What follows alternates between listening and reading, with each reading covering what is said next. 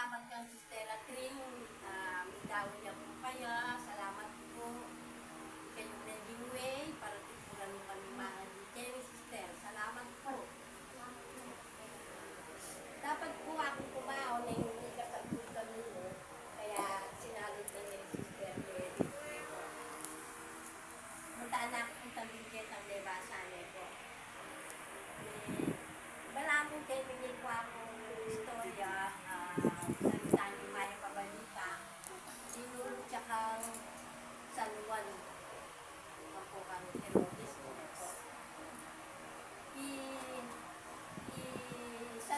San Juan po, di saneng Jesus. Ngayon, katang panahon na ito, San Juan makaya, niutos kaya na binisane yung dalan at binagano rin yung dakalatao para datang niya Jesus at ilala depo. Pero, siyempre maglinis ng San Juan na rin tao para magbalik ka doon, yung kasalanan na rin tao, nilinisan na, niras kang Haring Herodes, yung kayang malamang yung kayang schedule ng Haring Herodes. Kasi po, yung Haring Herodes, yung naging number 2 na, yung Herodia, na bawal talaga, ang gayon, bawal yung asawa ng kapatid ko, maging number 2 eh. Ang gayon po naman bawal. Binawal ng San Juan ito.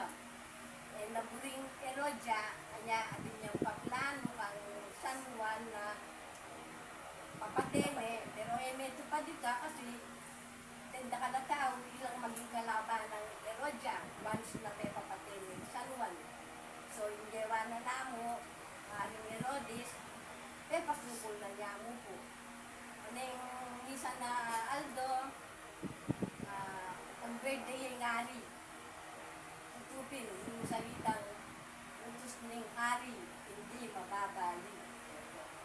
Kung hindi kaswelo yung kitang anak-anakan na anak ng number 2 na kang Herodia, biyasa niyang tumera, merak kasi yung anak na rin bisita, may kaswelo na rin tao.